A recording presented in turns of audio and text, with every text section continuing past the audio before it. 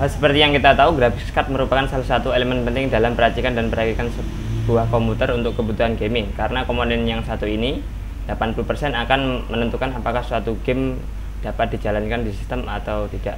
Semakin tinggi kelas graphics card tersebut, maka akan dengan mudah memainkan game-game keluaran terbaru dengan kualitas tinggi yang umumnya disebut game AAA.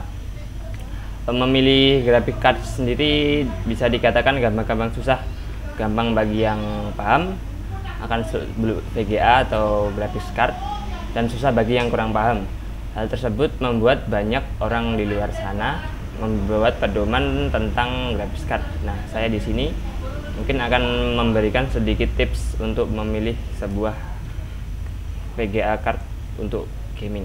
Yang pertama, tentu saja sesuaikan dengan budget.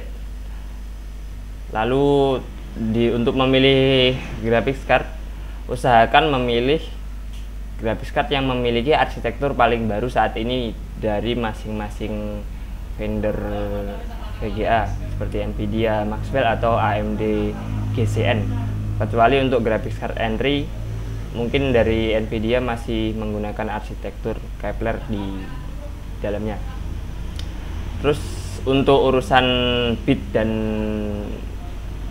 lain-lain mungkin nggak perlu diperhatikan, karena bit itu hanya merupakan penentu dari bandwidth memori yang ada dalam graphics card. Jadi performa sebuah graphics card tidak hanya ditentukan dari satu faktor tersebut, tapi dari semua faktor, misalnya dari kekuatan chip GPU yang ada di dalamnya dan lain-lain.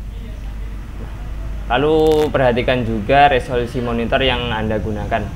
Biasanya untuk resolusi yang agak rendah seperti HD atau 1366 x 768p, untuk HD kan 1280 x 720, mungkin graphics card sekitaran di bawah 3 juta sudah cukup untuk memainkan game-game terbaru. Tapi untuk resolusi yang lebih tinggi, mungkin Anda akan membutuhkan graphics card yang lebih tinggi pula untuk memainkan dengan setting yang lebih tinggi. Nah, kalau Anda sudah menentukan pilihan tapi bingung untuk menentukan mana yang akan dibeli, mungkin ada di antara dua pilihan, silahkan baca review dari graphics card ini yang paling penting. Jadi sebelum Anda membeli, pastikan Anda membaca review. Untuk review sendiri bisa dicari di internet. Untuk Indonesia sudah memiliki beberapa reviewer VGA yang profesional seperti JR atau Indo Review ya. Silahkan dibaca di sana. Nah, untuk opsi rekomendasi tambahan dari saya, mungkin perhatikan power supply yang Anda punya.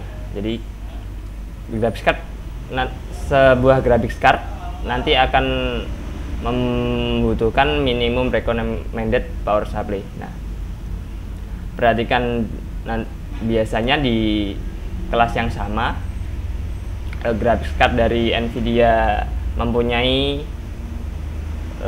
minimum rekomendasi yang lebih rendah karena TDP yang lebih rendah.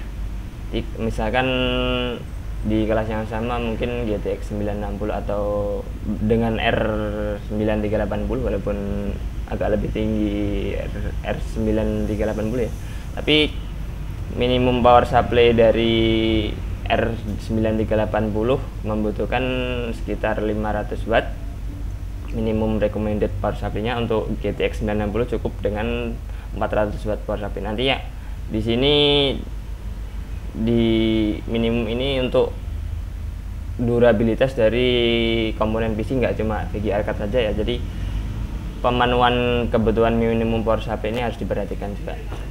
Nah, untuk yang kedua mungkin perhatikan suhu operasi. Jadi di review biasanya ada suhu operasi dari VGA gaming yang akan Anda pilih. Usahakan memilih yang lebih dingin, jangan terlalu panas mungkin untuk suhu operasinya. Atau mungkin kalau Anda udah tahu, bisa di tweak sendiri kipasnya. Biasanya graphics card yang keluar di pasaran nanti beroperasi dengan auto kipasnya, jadi auto nggak selalu kenceng. Bahkan di beberapa graphics card ada fitur silent 0 dB, jadi ketika load dari GPU itu sangat ringan, maka kipasnya akan berhenti berputar untuk silent. Nah, untuk vendor sekali lagi mungkin di tipe graphics card yang sama, performanya nggak terlalu jauh, jadi untuk kebutuhan Anda silahkan pilih sesuai dengan budget. Dan mungkin untuk mereknya terserah, karena mungkin sama-sama ya, walaupun merek ini dia sama-sama mengandung chips graphics card yang sama, jadi performanya pun nggak terlalu jauh, walaupun harganya bisa dari merek vendor satu ke vendor yang lain bisa sangat tinggi sekali. Jadi untuk vendor silahkan, saya tidak akan menyarankan vendor apa yang bagus, karena menurut saya semuanya bagus. Nggak ada, minimal dari VGA non referensi itu kualitasnya minimal akan sama dengan referensi, dan VGA referensi itu udah sangat bagus sekali.